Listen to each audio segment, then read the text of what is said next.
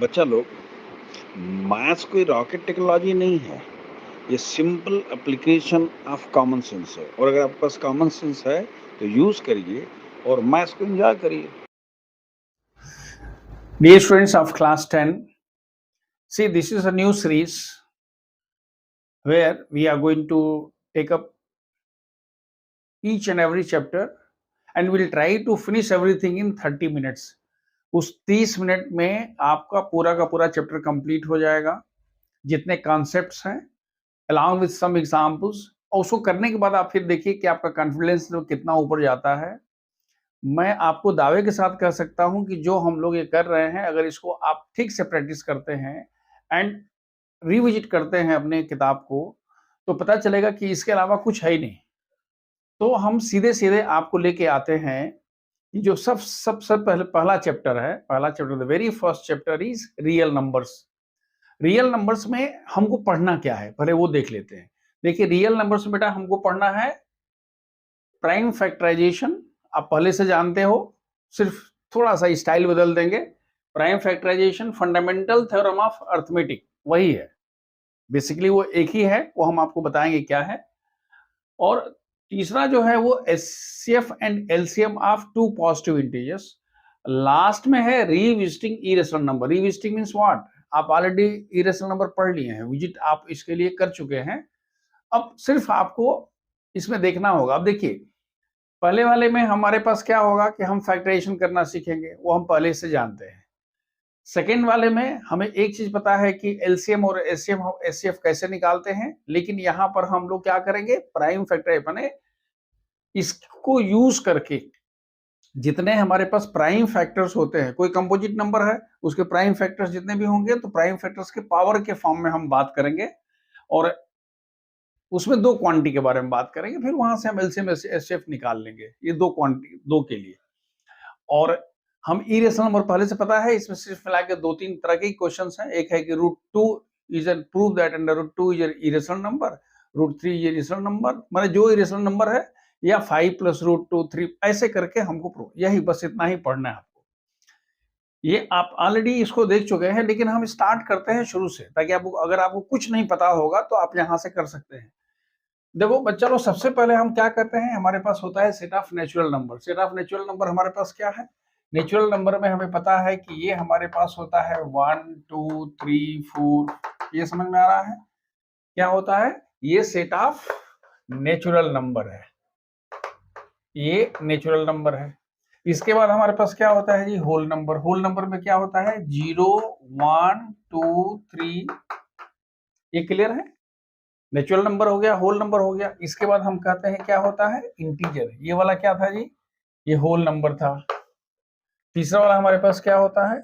Integer होता है। Integer में क्या क्या होता है? 0, और ये सभी पॉजिटिव तो होते ही हैं, लेकिन इधर भी होता है। तो ये हमारे पास क्या हो गया?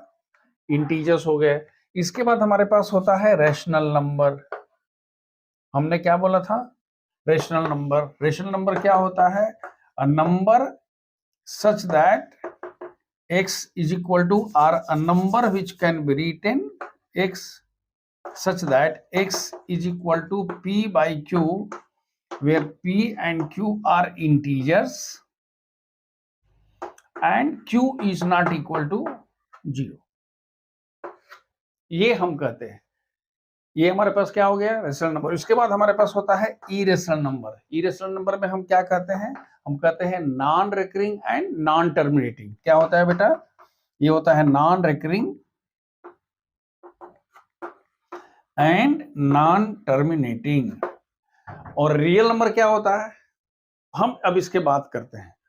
तो सबसे पहले हमको पता चल गया कि हमारे पास क्या होता है? Natural number 1 2 3 4, whole number 0 1 2 3 4, integers 0 1 2 3 4, -1 -2 -3 -4। Rational number क्या होता है? जो हमारे पास फ्रैक्शंस के रूप में नंबर आते हैं। और integers, that is irrational number, क्या होता है? जो रेशनल नहीं होता है, मतलब हम बोलते हैं non terminating and non recurring. इसका सबसे बढ़िया एग्जांपल आपको टीचर्स बताए होंगे कि आप कह सकते हो कि 0.1 01 001 000 ऐसे करके याद है, ये खत्म भी नहीं होगा और रिपीट भी नहीं हो रहा है, लेकिन ये different from all these numbers. इसको अगर आप दूसरे फॉर्मेट में देखते हैं तो सबसे पहले आप क्या लिखते हो, आप लिखते हो कि सबसे पहले sir set of natural number होता है, होल नंबर होता है, इंटीजर होता है, और ये क्या होता है, रेशनल नंबर होता है। क्यों? क्योंकि जो नंबर p बाई क्यू के रूप में लिखा जा सकता है उसको हम रेशनल नंबर कहते हैं। तो 0 को भी लिख सकते हो, 1 को भी लिख सकते हो, -5 को लिख सकते हो, 7 को लिख सकते हो, नीचे खाली 1 तो कर देना है। लेकिन ऐसे भी कुछ नंबर हैं जो इसमें नहीं आता है, जो अभी हम जिसकी चर्चा कर रहे थे। तो उस केस में ये पूरा जो सेट होता है, मतलब क्या, जो रेशनल नंबर है and plus what, irrational number, यही हमारे पास क्या होता है, बेसिकली यूनियन होता है। रेशनल नंबर और इरेशनल नंबर का जो एक साथ कंबाइन कर देते हैं तो उसको क्या बोलते हैं, रियल नंबर। मतलब क्लास 10 में जितने तरह के नंबर्स आप जानते हैं वो सभी क्या हो गए, रियल नंबर्स हो गए। तो अब हम चर्चा करते हैं, एक छोटा सा क्वेश्चन देखते हैं। पहले एक हम इसमें करेंगे क्या कि हम पहले इसको बोर्ड पर कुछ लिख देंगे, फिर हम लोग उसको एक एक करके डिस्कस। अब देखिए एक इलस्ट्रेशन, हमारे पास दो नंबर्स हैं 120 और दूसरा है 900। 120 को कैसे आप फैक्टराइजेशन करते हैं, कैसे आप फैक्टराइज करते हैं, आपको पता है। 120 2 से डिवाइड करेंगे 60, फिर 2 से डिवाइड करेंगे 30, फिर 3 से डिवाइड करेंगे 15, फिर 3 से डिवाइड करेंगे 3 से 5 और 5 से डिवाइड करने पर 1। इसी तरह से अगर 900 है तो 2 से डिवाइड करेंगे 450, 2 से डिवाइड करेंगे 225, 3 से करेंगे 75, फिर एंड ये हमारे पास हो गया। यानी हमारे पास जो फैक्टराइजेशन हो गया वो 2 इंटू 2 इंटू 2 इंटू 3 इंटू 5 हो गया। या इसको हम ये कह सकते हैं कि 2 3 बार आया है तो लिख दिया 2 to the power 3 into 3 to the power 1 and 5 to the power 1। इसी तरह से हमारे पास 900 को हम लिख सकते हैं 2 इंटू 2 3 इंटू 3 5 इंटू 5, जो वहां पर आया है वही मैंने लिखा है। यानी ये क्या हो गया, 2 स्क्वायर प्लस 3 स्क्वायर 5 स्क्वायर। यानी हमारे पास 120 को पावर के फॉर्म में हमने ये लिख दिया और 900 को पावर के फॉर्म में हमने ये लिख दिया। यहां तक तो क्लियर है। अब दूसरी बात देखिए, जब हम फैक्टराइजेशन की बात करते हैं तो हम इसको लिखते कैसे हैं। जैसे अगर 120 को लिखना है तो आप कहते हो भाई हमारे पास 120 है, तो 120 को हम दो पार्ट में करते हैं। सबसे पहले हम इसको किससे डिवाइड किए थे, 2 से, तो हमने कह दिया भाई हमने इसको एक फैक्टर इसका क्या हो गया, प्राइम फैक्टर 2 हुआ ना भाई। अब 2 के फर्दर नहीं हो सकता है। लेकिन दूसरा फिर क्या हमारे पास हो गया, दूसरा हो गया कितना हो गया 60। फिर 60 पर आते हैं, फिर हम इसको देखते हैं, फिर हमारे पास 2 होता है और फिर यहाँ पर 2 होता है, ये 30 हो गया।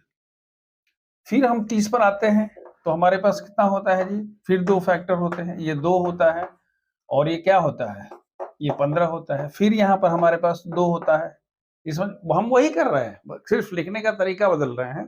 तो ये हमारे पास 3 हो गया और ये हमारे पास 5 हो गया। यानी हमारे पास अगर आपसे कोई पूछता है कि भाई प्राइम फैक्टराइजेशन क्या है, तो हम क्या लिखेंगे, 2 2 2, देख रहे हैं ये 2 2 2 हो गया एंड 3 एंड 5 3 एंड 5। तो ये प्राइम फैक्टराइजेशन करने का तरीका ये, इस तरह से आप इसको भी कर लेंगे। अब एक बात जो मैं कहने जा रहा हूं वो बहुत इंपॉर्टेंट है, हम लोग पहले खत्म कर लेते हैं उसके बाद देखते हैं।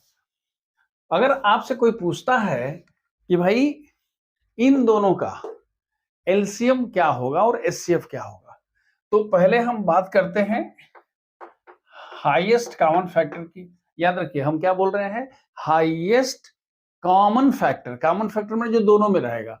तो अगर आप ध्यान से देखिएगा तो देखिए दोनों में हम देखते हैं कि भाई देखिए एक यहाँ 2 है और एक यहाँ 2 है, एक यहाँ 2 है, एक यहाँ 2 है। इसके बाद अब कोई वहां पर कॉमन नहीं है। इसका मतलब ये हुआ कि इन दोनों में, ध्यान से देखिएगा, इन दोनों में हाईएस्ट कॉमन फैक्टर है। तो जो 2 का लोवेस्ट इंडेक्स होगा, लो का इंडेक्स यहाँ 2 टू द पावर 3 है, यहाँ 2 टू द पावर 2 है, तो हमने यहाँ क्या कह दिया एचसीएफ के लिए 2 टू द पावर 2। ये क्लियर हो गया। अब हम आते हैं दूसरे पर, 2 खत्म, अब 2 के बारे में नहीं सोचना है। 3 देखते हैं तो 3 का पावर 1 है और यहाँ 3 का पावर 2 है। इन दोनों में कॉमन क्या है, सिर्फ एक ही 3 है। तो हमने यहाँ पर क्या कह दिया, हमने कह दिया इंटू 3, 3 भी खत्म। और अगला फिर हमारे पास क्या है, 5, 5 का पावर 1 है, यहाँ पर 2 है। मतलब आप यहां से अगर आप देखोगे कि भाई देखिए हम कह रहे हैं कि हमारे पास 3 यहाँ है, तो हमने कहा 3 यहाँ है। फिर हम कहते हैं 5 यहाँ पर है, तो हम कहते हैं 5 यहाँ पर है। ये 3 और 5 है लेकिन वहां नहीं है, हमको तो कॉमन चाहिए। ये तो समझ में आ रहा है, जो हमारे पास कॉमन में है उसको हमने ले लिया। तो ये हमने कह दिया कि 5 हुआ, तो हमारे पास एचसीएफ कितना हो गया, 5 15 चौके 60। पहले तो बात क्लियर हो गई। यानी एचसीएफ निकालते समय हमने एक चीज का ध्यान रखा कि इन दोनों में या तो यहां से हम वैसे ही कर लें, ऐसे ऐसे कैंसिल करके देख लीजिए, और नहीं तो आप ये कहते हैं कि 2 का दोनों में अगर आया है तो जिसका लोवेस्ट पावर होगा उसको हम ले लेंगे। जैसे यहाँ 3 है, यहाँ 2 है, हम क्या बोल रहे हैं, हाईएस्ट कॉमन फैक्टर। दूसरा, जब हम एलसीएम की बात करते हैं, पहले तो एचसीएफ हो गया 60, अब जरा हम एलसीएम की बात करते हैं। एलसीएम माने क्या होता है, लीस्ट कॉमन मल्टीपल। पहले मल्टीपल मतलब क्या होता है, जैसे 2 है, फिर 2 से मल्टीपल 4 होगा, फिर 2 से करेंगे तो 8 होगा, उसको मल्टीपल बोलते हैं। तो इस केस में हम क्या लिखते हैं, हम कहते हैं भाई 2 में मल्टीपल क्या क्या है। तो देखिए यहाँ पर 2 का मल्टीपल यहाँ पर 3 बार आया है, देखिए 2 इंटू 2 इंटू 2 3 बार आया है, जबकि इसमें कितना है, 2 बार। तो जो इसमें ज्यादा आता है उसको लेते हैं। मल्टीपल की मैं बात करूं, मल्टीपल माने ज्यादा होता है, मल्टीप्लाई होता है। तो उस केस में हमने क्या कह दिया, 2 टू द पावर 3। देखिए ये 2 टू द पावर 3 भी था, 2 टू द पावर 2 था। एचसीएफ में क्या किया था कि लोवेस्ट इंडेक्स को लिए थे, और यहाँ क्या कर रहे हैं, हाईएस्ट इंडेक्स को ले रहे हैं।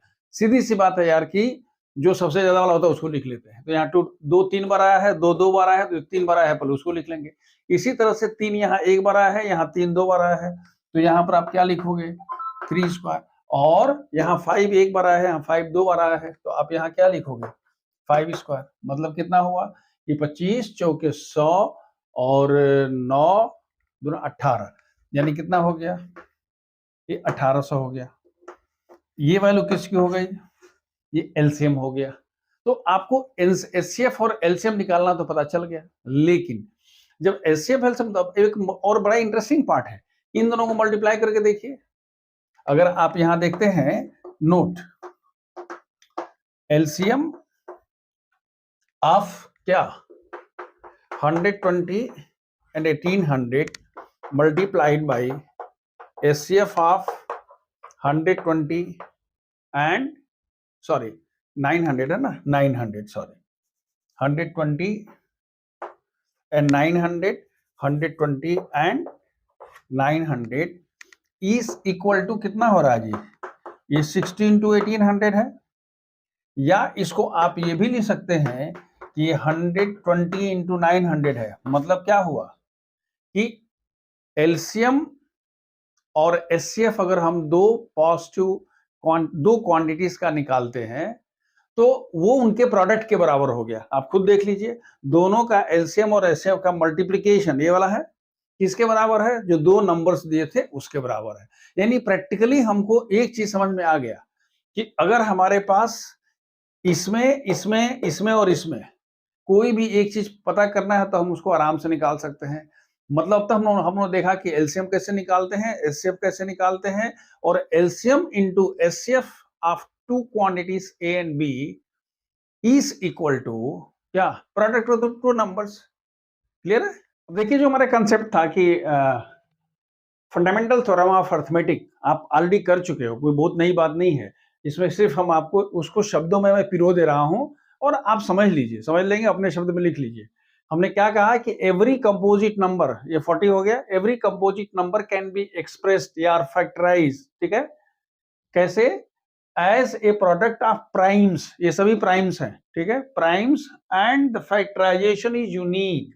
देखिए यूनिक का मतलब क्या होता है कि हम करें, आप करें, कोई भी करे, क्लास में 40 बच्चे हैं, सभी करते हैं, तो ये फैक्टराइजेशन जो है वही आएगा। हाँ, जो प्राइम फैक्टर्स हैं, प्राइम्स जो हैं, वो उनका ऑर्डर चेंज हो सकता है, कोई 2 इंटू 2 इंटू 2 इंटू 5 लिखे, कोई 5 इंटू 2 इंटू 2 लिखे। बात समझ में आ रही है। इसी तरह से हमने एक एग्जांपल दिया है कि 40 can be written as 2 into 2 into 2 into 5 and 180 can be written as 2 into 2 into 3 into 3 into 5, यानी ऑर्डर चेंज हो जाएगा लेकिन ये यूनिक होगा, माने 2 बार 2 आएगा, 3 बार 2 आएगा और 1 बार 5 आएगा। ये क्लियर हो गया इसमें 180 में। जो दूसरा फॉर्मूला है आप इसको वेरीफाई करके देखे हैं, जो हमने किया है कि HCF of A B into LCF of A B is equal to A into B, माने product of HCF and LCM of two numbers is equal to product of two numbers. तो अगर इसको निकालना होगा तो दिस डिवाइड बाई एलसीएम हो जाएगा, और अगर एलसीएम निकालना होगा तो ए बी डिवाइडेड बाई क्या होता है। हालांकि आपके सिलेबस में नहीं है, लेकिन अगर 3 क्वांटिटी है तो 3 क्वांटिटी में ऐसा नहीं होता है। जैसे आप लिखते हो कि हमारे पास एचसीएफ, आप लिखना चाहते हो कि एचसीएफ ऑफ, मान लीजिए कहना चाहते हो PQR, HCF of 3 quantity PQR, तो इसका मतलब नहीं होगा क्या कि एचसीएफ और एलसीएम, नहीं, इसको आपको लिखना पड़ेगा P into Q into R into how much, LCM of P Q R divided by फिर क्या, LCM of P Q into LCM of Q R into LCM of P R. ये आपका सिलेबस में नहीं है, आप वैसे देख लीजिएगा। इसी तरह से अगर आपको एलसीएम निकालना होगा तो जहां एलसीएम वहां एचसीएफ हो जाएगा, जहां पर एलसीएम है यहां पर एलसीएम है, यह एलसीएम है। अगर यहां पर एचसीएफ होगा तो देखो, हम लोग इसमें एक दो एग्जांपल देखते हैं। इसमें दिया है कि find HCF and LCM of 510 and 92, और ये दूसरा क्वेश्चन है, एक ही तरह के क्वेश्चन है। देखिए, हम जब इसकी बात करते हैं एचसीएफ ऑफ दिस, तो अगर हम एचसीएफ ऑफ दिस निकालते हैं तो 510 के हम फैक्टर्स ऐसे निकालते हैं। इसके फैक्टर्स, प्राइम फैक्टर्स क्या हो गए, 2, 3, 5, 17, एंड 92 के प्राइम फैक्टर्स क्या हो गए, ये हो गया हमारे पास 2, 2 एंड 23, ये वाला हो गया 2 स्क्वायर 23। अब एचसीएफ निकालते समय आपने कहा था कि प्राइम फैक्टर का लोवेस्ट पावर वाला, तो यह क्या हुआ, 2 में से 2 हो गया, और उसके बाद और कोई कॉमन फैक्टर है नहीं। कॉमन फैक्टर का जो लोवेस्ट है, तो पहले तो यहाँ पर 3 यहाँ है लेकिन यहाँ नहीं है, 5, 17 वहां है लेकिन यहाँ नहीं है, 23 यहाँ है तो वहां नहीं है, यानी कॉमन नहीं है। तो हमारे पास इसका एचसीएफ कितना हो गया, एचसीएफ इज इक्वल टू 2। और जब एलसीएम निकालते हैं तो एलसीएम में सबको कंसिडर करना होता है। 2 लेंगे लेकिन 2 का स्क्वायर है तो 2 का स्क्वायर हो गया, यहाँ पर 3 हो गया, 5 हो गया, 17 हो गया and 23। Once you multiply then you will be getting 23,460। देखिए, अगर 3 क्वांटिटीज हैं, लिखते हैं 12, 15 एंड हाउ मच 21। इसका निकालना है तो हमें पता है कि 12 को 2 इंटू 2 इंटू, यानी ये बेसिकली क्या है, 2 स्क्वायर इंटू 3 है, 3 इंटू 5 है, और यहाँ पर 3 इंटू 7 है। बस हम वही करते हैं भाई। एचसीएफ के लिए क्या है, कॉमन फैक्टर क्या है, यहाँ पर 3 है, 3 है, 3 है, तो हमने कह दिया भाई इसका एचसीएफ तो इतना हो गया। और एलसीएम के लिए क्या करते हैं, 2 का स्क्वायर लिख लिया, 3 लिख लिया, और याद रखिए मल्टीपल वाले में कॉमन होना जरूरी नहीं है। मतलब क्या हुआ, कहीं भी अगर एक बार आ गया तो हमने कह दिया, मतलब क्या हुआ, 2 स्क्वायर यहाँ, जैसे अगर यहाँ 7 आया है, यहाँ नहीं, कोई दिक्कत नहीं है, वो 7 यहाँ रहेगा। लेकिन अगर और कहीं 7 रहता और 7 का स्क्वायर हो तो उसको लिखना पड़ता। इस तरह से हमने इसका क्या निकाल लिया, मतलब जो हमारे 2 के लिए होता है वही 3 के लिए होता है। तो देखिए, दूसरे टाइप का क्वेश्चन है कि अगर एचसीएफ दिया हुआ है तो you have to find LCM. देखिए, एचसीएफ दिया हुआ मैंने 2 क्वांटिटी भी दी हुई है, ये दोनों क्या है, ए और बी है, इसलिए मैंने यहाँ लिख दिया कि HCF of A B multiplied by LCF of A B is equal to A into B. ये ए और बी है, तो हम कहते हैं देयरफॉर एलसीएफ। आपसे पूछा गया है कि भाई find the value of LCM, तो अगर दिया हुआ ना कि if this then find this, तो इसका मतलब क्या हुआ कि LCM of A B is equal to A into B by HCF. तो दिया तो है, A into B means quantity को पहचान लिया, डिवाइड बाई एचसीएफ, सिंप्लीफाई करने पर आएगा 22,338। देखिए, एक थ्योरम है। थ्योरम कुछ इस तरह से है कि let p is a prime number and p divides a square. तो कह रहा है कि अगर p डिवाइड्स a स्क्वायर, तो कह रहा है then p divides a where a is a positive integer. मैं छोटा सा पहले एग्जांपल दूं, समझ दिमाग में रख लीजिए, उसके बाद इसको आराम से करिएगा।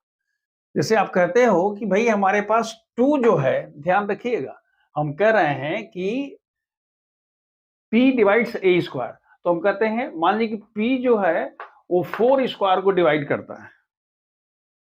ये क्या है, ये p है, ये क्या है, a है, तो p डिवाइड्स a स्क्वायर, निश्चित रूप से 4 के स्क्वायर को अगर 2 डिवाइड करता है, तो वो थ्योरम इस तरह से चलता है कि तो 2 जो है वो 4 को भी डिवाइड कर देगा, सीधी सी बात है। इसका प्रूफ एनसीईआरटी में दिया गया है, सिलेबस में नहीं है, आप उसको अपने से देख लीजिएगा। बहरहाल मैं आपको with the limitation of time हम आपको बता रहे हैं कि अगर पी स्क्वायर किसी नंबर से डिवाइड है तो पी भी उससे डिवाइड होगा, ये सीधी सी बात है। अब देखिए हमारे पास जो सबसे पहला और बहुत इंपॉर्टेंट क्वेश्चन है, 2 ही 3 क्वेश्चन तो यहाँ है। क्या है? Prove that √3 is an irrational number. Irrational number पता है? इरेशनल नंबर मतलब जो रेशनल नहीं होगा, it can not be in the form of p by q। तो हम कह रहे हैं कि let comma if possible √3 rational number. इसको हम बोलते हैं कि प्रिंसिपल ऑफ कंट्राडिक्शन, माने जो है उसका उल्टा कर लेंगे। तो हमने पहले कह दिया कि भाई मान लिया कि √3 क्या है बेटा? √3 एक रेशनल नंबर है। तो अगर अब आगे बढ़ते चले जाएंगे और लास्ट में हम कहेंगे भाई जो हम माने थे वो गलत था। तो हमने क्या लिखा? उसी को बोलते हैं प्रिंसिपल ऑफ कंट्राडिक्शन, माने उल्टा मान लीजिए, आगे बढ़ते चले जाइए और अपने लॉजिक से ही अपने आप का जो एजम्पशन है उसको गलत प्रूव कर दीजिए। तो यहाँ हमने क्या लिखा? प्रूव करना है इरेशनल नंबर। आप मान क्या रहे हैं? Rational number. तो रेशनल नंबर होगा तो हम जानते हैं कि rational number can B in the form of p by q या a by b। तो हमने कहा कि therefore √3 can be written in the form of a by b या p by q।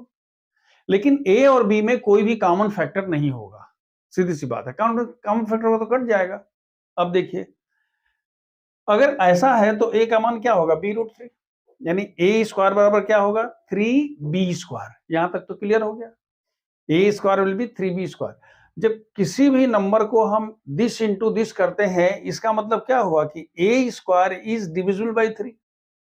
या तो आप ये कहिए कि 3 इसका फैक्टर है, या आप कहिए कि a स्क्वायर 3 से, b स्क्वायर से भी डिविजिबल है, लेकिन हम पहले क्या कर रहे हैं कि a square is divisible by 3।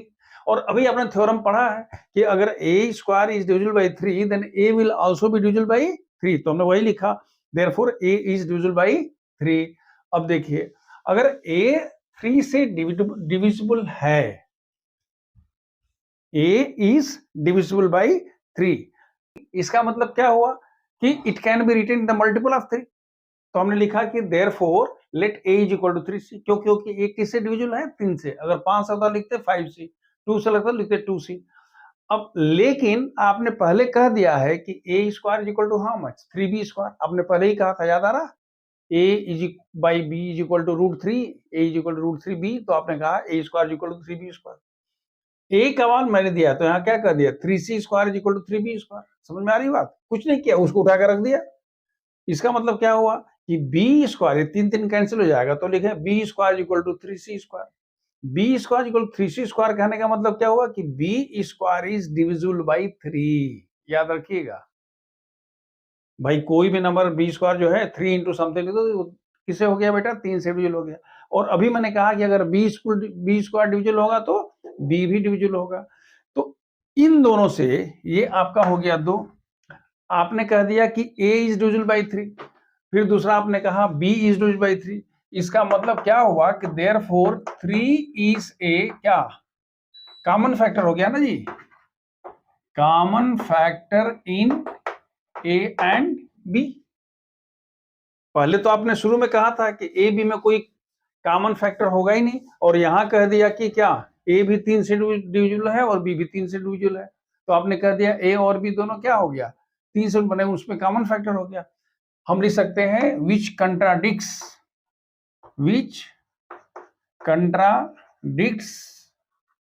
Our assumption. हमने तो यही नहीं एज्यूम किया था।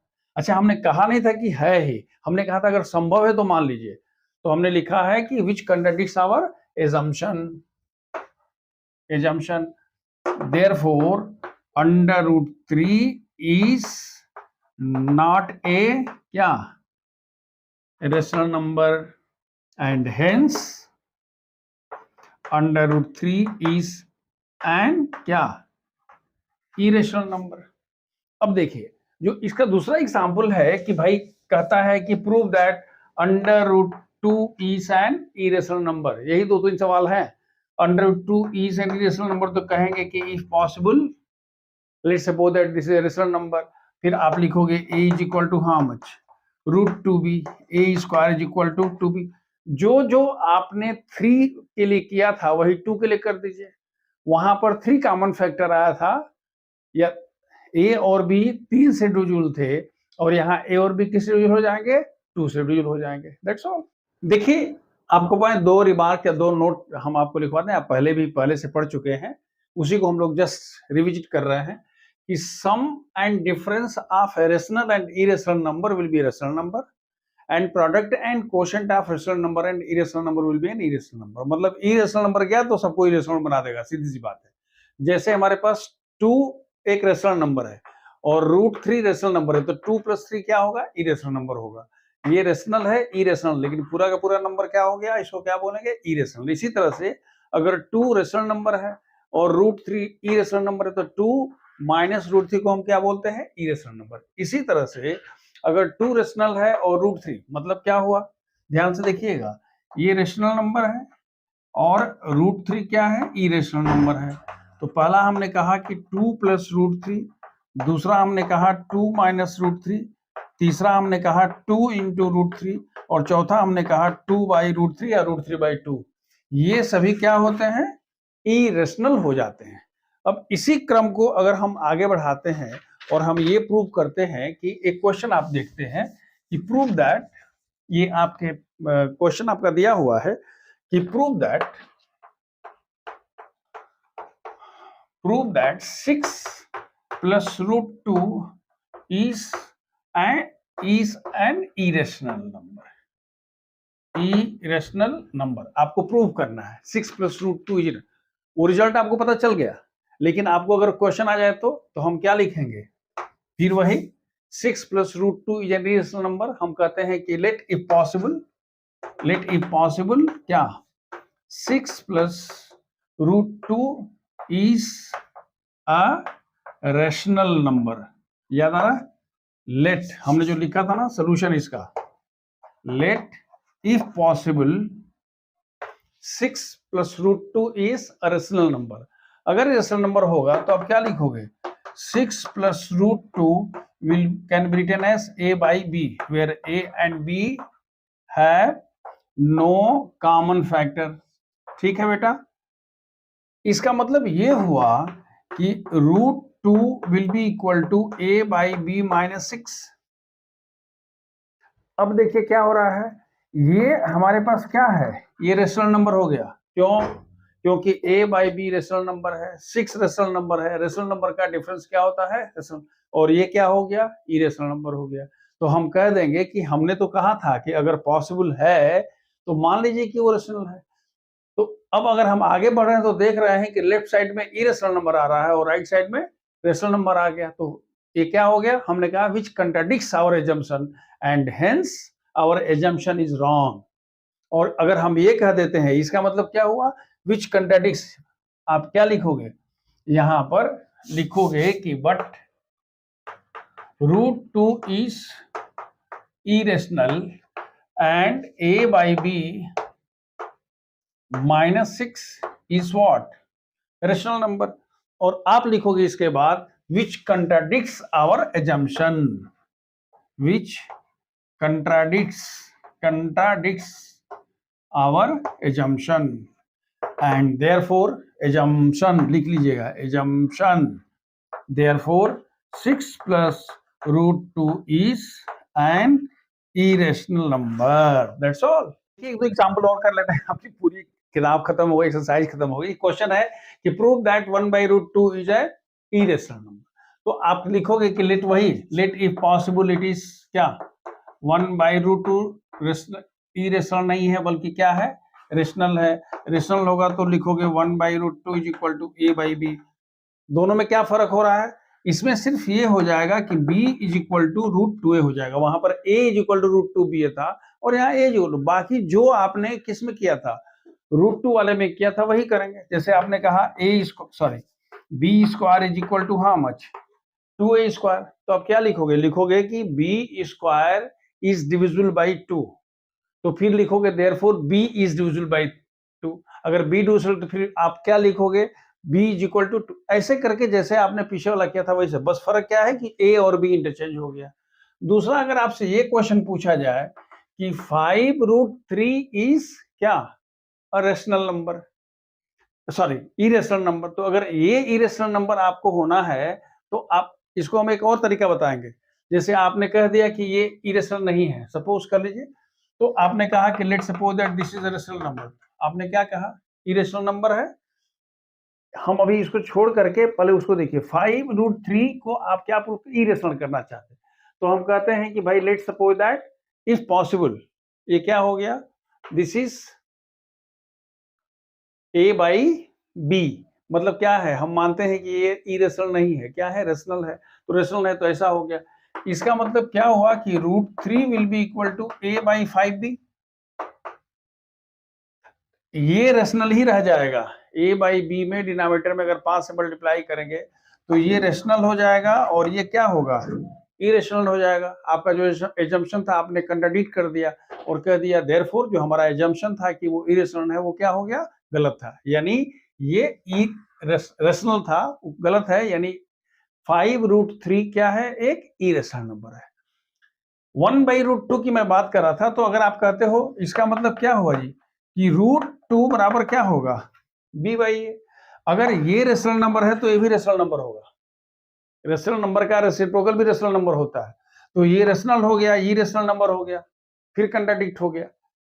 जो आप लॉजिक वहां लगाए थे इसको ये नहीं भी करेंगे तो काम चल जाएगा। आप क्या कर दिया, लिख दिया कि √2 इरेशनल नंबर है, b/a रेशनल नंबर है, ऐसा हो ही नहीं सकता है। इसलिए हमारा एजम्पशन के 1/√2 एक रेशनल नंबर है is wrong and hence 1/√2 is an irrational number. So this way we have completed the whole thing and I think I have done justice with your complete topic. Thank you and God bless.